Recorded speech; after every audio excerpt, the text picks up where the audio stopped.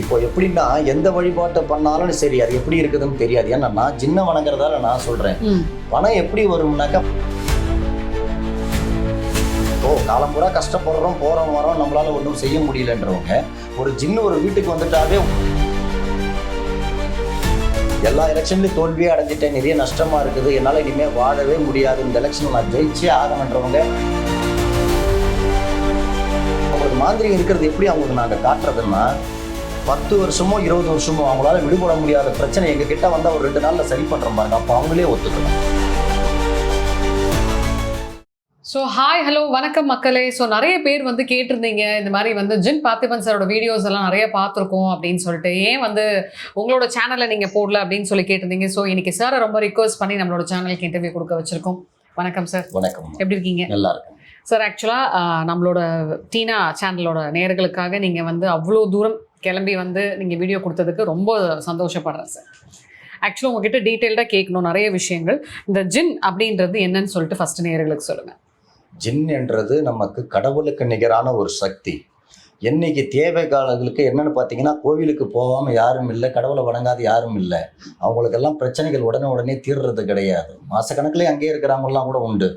ஆனால் ஜின்னை வணங்குறவங்களுக்கு உடனடியாக, அதுக்கு ஒரு ஜின்னை நம்பி வரவங்களுக்கு உடனடியாக அந்த பிரச்சனைகளை தீர்த்து வைக்கப்படும். அதுதான் ஜின்னு. ஓகே, இப்போ நீங்கள் ஜின் வழிபாடு பண்ணுறீங்கல்ல, இதில் வந்து என்னென்ன விஷயங்கள் வந்து நீங்கள் வந்து சால்வ் பண்ண முடியும்னு நினைக்கிறீங்க? இதில் மனிதர்களுக்கு உண்டான பிரச்சனைகள் அனைத்துமே சால்வ் பண்ணலாம். குடும்ப பிரச்சனை, தொழில் பிரச்சனை, கணவன் மனைவி, ஆண் பெண் பிரச்சனை, கடன் பிரச்சனை, தொழில் எல்லாத்துலேயுமே நம்ம சரி பண்ணலாம்.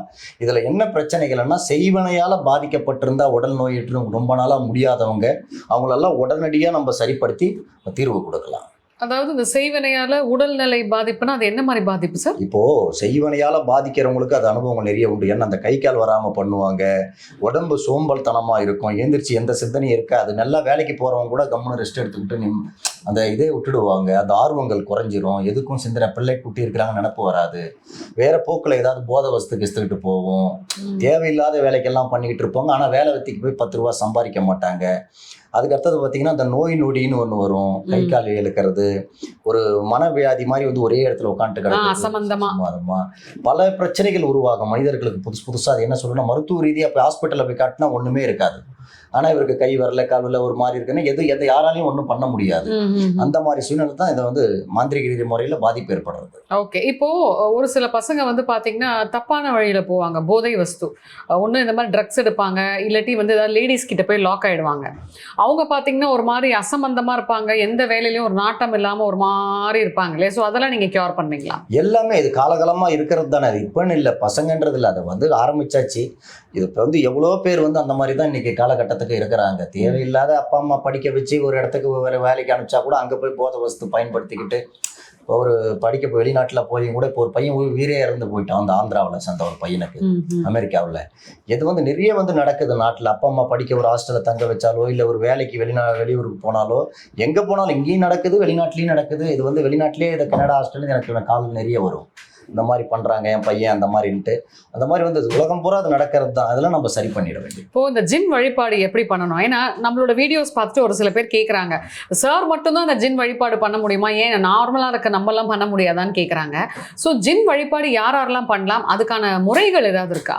ஜின் வழிபாடு யார் யாரெல்லாம் பண்ணலாம், யார் பண்ணக்கூடாதுன்றதெல்லாம் கிடையாது. மனசார விரும்பி ஜின்னுன்னு மனசார நினைச்சாவே போகிறோம். அதுவும் ஒரு கடவுளுக்கு நிகரான ஒரு சக்தி தான். யார் வணங்குறாங்களோ, இப்போது நீங்கள் கூட உங்ககிட்ட வந்து யாராவது எதாவது கேட்டால் தான் நம்ம எதுவும் செய்ய முடியும். அந்த மாதிரி தான் நம்ம வணங்குறவங்களுக்கு அது கை கொடுத்து காப்பாற்றும். வணங்குற முறைன்றது வந்து எங்களை மாதிரி மாந்திரிகம் கற்றுக்கிறவங்க தான் அந்த முறையெல்லாம் பின்பற்றணும். இப்போ சாதாரண ஒரு பாமரன் மக்கள் எப்படி இருக்குன்னா, அவங்க சாதாரணமாக மனசுக்குள்ள ஜின்னு நடிக்கிட்டாவே கடவுள் எப்படி வழிபடுறாங்களோ அந்த மாதிரி வணங்கினாவே போகிறோம், மனசார நினைச்சாவே போகிறோம், கண்டிப்பாக அவங்களுக்கு கை கொடுக்கும். இப்போ ஜின்னை வழிபாடு பண்ணால் நிறைய காசு கொட்டுமா அப்படின்னு சொல்லிட்டு ஒரு சில மக்களுக்கு சந்தேகம் இருக்கு. அந்த சந்தேகமும் நியாயம் தான். ஏன்னா இப்போ உங்களை பார்க்குறாங்கன்னு வைங்களேன், நீங்கள் கிலோ கணக்கில் கோல்டு போட்டுட்டு இருக்கீங்க, நிச்சயமாக பார்க்குறவங்களுக்கு எப்படி தோணும், ஓ நம்மளும் ஜின் வழிபாடு பண்ணால் இப்படி இருக்கலாமா அப்படின்ட்டு சொல்லி தோணும் இல்லையா? ஸோ ஜின் வழிபாடு பண்ணால் காசு வருமா? கண்டிப்பாக. இப்போ எப்படின்னா, எந்த வழிபாட்டை பண்ணாலும் சரி அது எப்படி இருக்குதுன்னு தெரியாது. ஏன்னா நான் ஜின்னை வணங்குறதால நான் சொல்கிறேன். பணம் எப்படி வரும்னாக்கா, பணம் வந்து கூரையை பிரிச்சுக்கிட்டு கொட்டுறதோ இப்படி எல்லாம் கிடையாது. நம்ம எந்த தொழில் செய்தாலும் அது சிறப்பாக போகும். அப்போ ஆட்டோமேட்டிக்காக அந்த பண வரவு நம்மளை தேடி வரும். சரிங்களா? இப்போ நஷ்டம் என்றது வராது, நஷ்டம் என்றதே கிடைக்காது. லாபத்தை தவிர வேற எதுவும் தெரியாது. அந்த அளவுக்கு கொண்டுட்டு போகும் ஜின்னு. நமக்காக அது இறங்கி வேலை செய்யும் ஜின்னு. சரிங்களா? இப்போ ராஜாக்கள் காலத்துல முன்னோர்கள் காலத்துல எல்லாம் பாத்தீங்கன்னாக்கா இந்த மன்னர்கள்லாம் வந்து அந்த பூதம் என்னுவாங்க.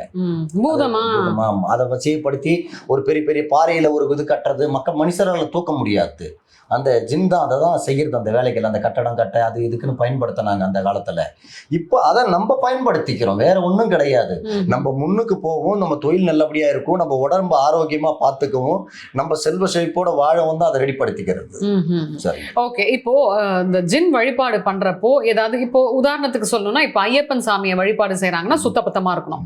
மாதவிடாய் சமயத்துலலாம் வந்து சாமி கும்பிடக்கூடாது. அது மாதிரி ஒவ்வொரு தெய்வத்துக்கும் ஒவ்வொரு வழிபாடு முறைகள் இருக்கு. சில விஷயங்கள் பண்ணக்கூடாதுன்னு. இப்ப ஜின்ன வழிபாடு செய்யறாங்கன்னா அதுக்கு ஏதாவது வழிபாடு முறைகள் இருக்கா? இது எல்லாமே அதேதான். அப்ப சுத்தபத்தம் என்றது சொன்னீங்க பாத்தீங்களா, அந்த சுத்தபத்தமா மனசார நம்ம அதை வணங்கினோம்னா கண்டிப்பா அது போறோம். சுத்தபத்தமா தான் இருக்கணும். ஜின் கிட்ட வந்து இப்போ சொல்லலாம், இப்போ ஒரு சில தெய்வங்கள் கூட ஒரு சில தவறு பண்ணிட்டா ஏத்துக்கும், ஜின் வந்து ஏத்துக்காது. ரொம்பவும் கேர்ஃபுல்லா நம்ம இருக்கணும். அதோட நம்மளை எப்படி காப்பாத்துதோ அந்த அளவுக்கு நமக்கு பாதிப்பும் உண்டு. அதுல சுத்தபத்தமா கரெக்டா இருந்தோம்னா நமக்கு எந்த பிரச்சனையும் கிடையாது. அதுக்குன்னு வந்துட்டோம்னா அதுக்குன்னு தான் இருக்கணும். இதுல இருந்துகிட்டு அதுவும் அதே நம்ம வேற மாதிரி ஆட்டமெல்லாம் ஆடக்கூடாது. அது ரொம்ப தவறான செயல். இப்போ ஜின்னுக்கு வந்து பெண் மேல ஆசை அதிகமா இருக்குமா? அப்படியெல்லாம் எதுவும் கிடையாதுமா. அது சொல்றவங்க 1000 சொல்லுவாங்க பெண் மேல ஆசைன்னு. இப்போ நாட்டுல வந்து நடக்கிறது பூரா ஒரு நிமிஷத்துல மீடியாவில் வந்துடுது. எங்கேயோ காட்டு பகுதியில் ஒரு ஆக்சிடென்ட் நடந்தால் கூட காட்டில் இது மீடியாவில் இங்கே உலகம் பூரா தெரியுது. அப்படின்ற பட்சத்தில் இப்போ ஒரு ஜின்னால ஒரு பாதிப்பு யாருக்காவது ஏற்பட்டிருந்தா இன்னும் எத்தனையோ மீடியாக்களில் போட்டுருப்பீங்க. மீடியாக்காரங்க நீங்கள் சும்மாவா இருப்பீங்க? சரிங்களா? இப்போ நானாக இருந்தாலும் ஜின்னாக இருந்தாலும் யார் இது பண்ணாலும் டக்குன்னு போடுறீங்க. இப்போ ஒரு ஊரில் ஒரு வீடியோவில் நான் சமீபத்தில் அந்த யூடியூப்பில் பார்த்தேன்.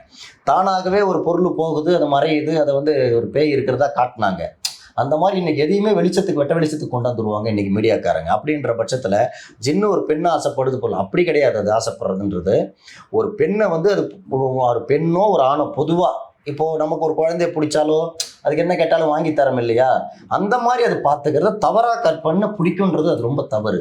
அதுக்கு பிடிச்சவங்களை பிடிச்சதுன்னா அது இன்னும் செல்வாக்கா நிறைய பேர் இன்னைக்கு உலகத்துல நிறைய நம்ம உலகம் பூரா அந்த ஜின்னு யாரை பிடிக்குதோ அவங்க ஓஹோன்னு தான் இருப்பாங்க. யாரும் என்ன ஜின்னு பிடிச்சிடுச்சு எனக்கு வந்து விளக்குன்னு யாரும் வரமாட்டாங்க. சரிங்களா? நல்ல ஜின்னு நல்லதை தான் செய்துட்டு வரும். அவங்களுக்கு யாருக்கு கெடுதல் செய்தது கிடையாது ஜின்னு வந்து. இப்போ ஜின்னு பிடிச்சிருச்சுன்னு எப்படி தெரியும்? பெரிய சாதாரண இருக்கிற ஒரு குடும்பம் வந்து இன்னைக்கு ஓஹோன்னு வரும். அதை பார்க்கும்போதே எப்படி விழப்பா இருக்கும், இப்படிதான் இவங்க இப்படி முன்னுக்கு போறாங்கன்னுட்டு. இப்போ காலம்பூரா கஷ்டப்படுறோம், போறோம் வரோம், நம்மளால ஒன்றும் செய்ய முடியலன்றவங்க ஒரு ஜின்னு ஒரு வீட்டுக்கு வந்துட்டாவே ஒண்ணும் இல்லாத கூட ஓஹோன்னு கொண்டுட்டு வந்துடும். எந்த பொசிஷன் நம்ம நினைச்சே பார்க்க முடியாது. சில மாற்றங்கள் எதிர்பாராத விடமா. இப்போ எப்படி திடுக்குன்னு போனாக்கா ஒரு ரோட்ல ஒரு பொருள் கிடைக்குது, இப்போ ரோட்ல போயிட்டே இருக்கிறோம், ஒரு பொருள் கிடைக்குது, திடீர்னு ஒரு ஆச்சரியமா ஒரு பிரைஸ் வியுது, 1,00,000 பேர்ல ஒரு ஆளுக்கு விழுது. அந்த மாதிரி ஒரு சில அதிர்ஷ்டங்கள் நிறைய கொடுக்கும் நமக்கு. சரிங்களா? ஓகே. இப்போ முக்கியமான கேள்வி, இப்போ நிறைய அரசியல்வாதிங்க கூட வந்து ஜின்னு வச்சிருக்காங்க, ஜின்னை வச்சு வந்து இந்த மாதிரி நிறைய தன்னோட காரியத்தெல்லாம் சாதிச்சுக்கிறாங்க அப்படின்னு சொல்றாங்க. இது உண்மையா? கண்டிப்பா. இந்த நாடு மட்டும் இல்லை, மேலை நாட்டுல இப்போ பார்த்தீங்கன்னா சிங்கப்பூர், மலேசியா, இந்த நாட்டில் பெரிய பெரிய அரசியல் பதவியில் உள்ளவங்க எல்லாருமே சரி ஜின்னை வச்சுக்கிட்டு தான் இன்னைக்கு அவங்க அந்த ஆட்சி பிடித்தே அமர்றது. இது வந்து ஜின்னுன்றது சாதாரணமான விஷயம் கிடையாது. எல்லாரும் நினைக்கும் போது எல்லாம் இது பண்ணிக்கவும் முடியாது. அதுக்கு உண்டான பெரிய பெரிய ஆளுங்களுக்கு அது கண்டிப்பா தெரியும். ஏன்னா அவங்க வழியா முன்னோர்கள் வழியிலிருந்து அந்த ஜின்னை வச்சு கையாண்டுகிட்டு தான் வர்றவங்க நிறைய நாட்டில். இப்போ சமீபத்தில் மலேசியாவில் கூட, நான் பேர் சொல்ல விரும்பலை, சிங்கப்பூரில் செய்திருக்கிறோம். சரிங்களா? அந்த மாதிரி வந்து தாய்லாந்துக்கு போகும். தாய்லாந்து நாட்டில் கூட இந்த மாந்திரிகள் வந்து நிறைய வேலைகள் நடக்கும். அந்த வேலை விஷயமா வருவாங்க. ஏகப்பட்ட இடம், கனடா, ரஷ்யா, அமெரிக்கா, சரிங்களா, எல்லா கண்ட்ரிலும் உலகம். இப்போ நம்ம உலகத்துல இப்போ எங்க மீடியா எல்லா கண்ட்ரிக்கு போகுது, அந்த எல்லா கண்ட்ரிலும் நம்ம கிட்ட இருந்து வருவாங்க. நிறைய பேருக்கு செய்து கொடுத்துருக்கோம் ஜின்னை வச்சு. இது நான் கேட்கணும்னு நினைச்சேன். அதாவது இப்போ நம்ம ஊர்லயே அரசியல்வாதிங்க நிறைய பேர் வந்து வச்சிருக்காங்கன்றாங்களே சார், அதெல்லாம் நீங்க பண்ணி கொடுத்துருவீங்களா? நிறைய பேர்லாம் அப்படி வச்சுக்கிட்டு இருக்கிறது கிடையாதுமா. அதுக்காக எல்லாருமே பொதுவா வச்சுக்கிறது கிடையாது. அதன் முறைப்படி தேவைப்படுறவங்க மட்டும்தான் வருவாங்க. இப்போ எல்லா எலெக்ஷன்லயும் தோல்வியே அடைஞ்சிட்டேன், நிறைய நஷ்டமா இருக்குது, என்னால இனிமே வாழவே முடியாது, இந்த எலெக்ஷன்ல நான் ஜெயிச்சே ஆகணுன்றவங்க கட்டாயம் ஜெயிக்க வைப்பேன். கட்டாயம் ஜின்னை வணங்குறோம், கண்டிப்பா ஜெயிக்கலாம். அந்த மாதிரி கொண்டுட்டு இருப்போம். இப்போ நம்ம ஊர்ல விட வெளிநாட்டுல எல்லாம் வந்து பாத்தீங்கன்னா நம்மளை விட பயங்கரமா அட்வான்ஸா போயிட்டு இருக்காங்க, இதெல்லாம் வந்து இன்னுமா நம்புறீங்கன்னு சொல்லி கமெண்ட்ஸ்ல நிறைய பேர் கேட்டிருக்காங்க. ஸோ இப்போ நீங்க சொல்றீங்க இந்த மாதிரி ரஷ்யா, தாய்லாந்து இந்த மாதிரி எல்லா இடத்துலும் நான் போயிருக்கேன், போய் பண்ணி கொடுத்துருக்கேன். ஆக்சுவலா நானுமே அதை கேள்விப்பட்டிருக்கேன். நம்ம ஊரை விட வெளிநாடுகள்ல வந்து வெறித்தனமா இந்த மாதிரி மாந்திரிகத்தை ஃபாலோ பண்றாங்கன்னு சொல்லிட்டு, அது உண்மையா? உலக நாடு, அமெரிக்கா முதற்கொண்டு உலக நாடு எல்லாமே மாந்திரிகத்தை இன்னைக்கு நிறைய, நான் என்ன சொல்றேமா, பொதுவாகவே சொல்றேன், அவங்க ஒருத்தவங்களுக்கு ஒரு பாதிப்பு வரும்போது தான் அதோட திண்ணலம் தெரியும். புரியுதுங்களா? இப்போ எங்கிட்டே வருவாங்க ஒரு சிலர், படாத கஷ்டம் மேல கஷ்டம் அமுக்கும் போது தான், சார் எங்களுக்கே நாங்கள் நம்பல, மாந்திரிகத்தை நம்பல, ஆனால் நடக்கிறதெல்லாம் பார்த்தா அதுங்களுக்கு மாந்திரிக பிரச்சனையா இருக்குது அப்படின்னு தான் வர்றது. அது எப்படி தெரிஞ்சு அவங்களுக்கு மாந்திரிகம் இருக்கிறது எப்படி அவங்களுக்கு நாங்கள் காட்டுறதுன்னா, 10 வருஷமோ 20 வருஷமோ அவங்களால விடுபட முடியாத பிரச்சனை எங்க கிட்ட வந்தா ஒரு 2 நாள்ல சரி பண்றோம் பாருங்க, அப்ப அவங்களே ஒத்துக்கணும். ஏன்னா நம்ம சொல்லக்கூடாது, நம்ம கிட்ட வந்துட்டு அவங்கள நம்ம ஜெயிக்க வைக்கும் போது, அவங்கள காப்பாற்றும் போது அவங்களா புறந்துக்குவாங்க. அப்பதான் மாந்திரிகம் இருக்கிறது அவங்க நம்புவாங்க. மக்கள் இன்னைக்கு ரொம்ப விழிப்புணர்வோட தான் இருக்கிறாங்க. வெளிநாட்டுல என்ன மாதிரியான மாந்திரிகத்தை ஃபாலோ பண்றாங்க? நீங்க அங்க போனதுனால கேக்குறேன். எல்லாருக்குமே இப்ப எப்படி நாங்கெல்லாம் வந்து கடை வச்சுட்டு இருக்கிறாங்க, கடை எல்லாம் போகணும், ஃபேமிலி, இது இங்க இருக்கிற அதே பிரச்சனை வெளிநாடுகள்லயே இருக்குது. கூட ஃபேமிலி பிரச்சனை, பசங்க சொல் பேச்சு கேட்கறது இல்ல, வீட்டுக்கு வந்த மருமக சரியில்லை, எல்லாம் இங்க என்ன கம்ப்ளைண்ட் இருக்குதோ அங்க அத்தனையுமே இருக்கும். அதே மாதிரி பாத்தீங்கன்னா நம்ம நாட்டுக்காரங்க ஒரு கடையை வச்சு நடத்துவாங்க, அது அந்த நாட்டுக்காரனுக்கு பிடிக்காது, அதை காலி பண்ணலாம் பிரச்சனை, அதெல்லாம் நிறைய செய்துட்டு வந்திருக்கிறேன். சரிங்களா? அதே மாதிரி வந்து இப்போ பார்த்தீங்கன்னாக்கா, என்ன வெளிநாட்டிலையும் சரி, என்ன செய்தாலும் அவங்களுக்கு முன்னுக்கே வர முடியாது. அங்கேயே போகாம அதிகம் பொச்சிருப்பு, கூட இருந்தவனே குழிப்பறிப்பாங்க, கூட வேலை செய்தவனே இதை மலேசியாவில் கெடுத்துட்டாங்க. அந்த வியாபாரம் ஒரு நாளைக்கு 10,000 வெள்ளி, 5,000 வெள்ளி, 10,000 வெள்ளி ஆனது 500, ஒரு நாளைக்கு 500 வெள்ளி இப்படின்னு போயிட்டு இருந்தது. அதை சரி பண்ணி கொடுத்து மீண்டும் உயர்த்தலாம். சிங்கப்பூர்ல அந்த மாதிரி வந்து வெளிநாடு, என்ன சொல்றது, கனடா நாட்டில், சரிங்களா, எல்லா நாட்டுக்கும் போய் செய்யலாம். ஸோ நிறைய விஷயங்கள் வந்து நம்மளோட நேயர்களுக்காக பகிர்ந்துக்கிட்டீங்க சார், மிக்க மகிழ்ச்சி. அண்ட் மக்களே, உங்களுக்கு இந்த மாதிரியான பிரச்சனைகள் ஏதாவது இருக்கு அப்படின்னா சாரோட நம்பர் நாங்கள் கொடுத்துருக்கோம் ஸ்க்ரீன்ல. ஸோ அவரோட நம்பருக்கு நீங்க கான்டாக்ட் பண்ணி என்ன விஷயமோ நீங்க அதுக்கான விஷயத்தை நீங்க பார்த்துக்கலாம். மிக்க மகிழ்ச்சி. நன்றி சார்.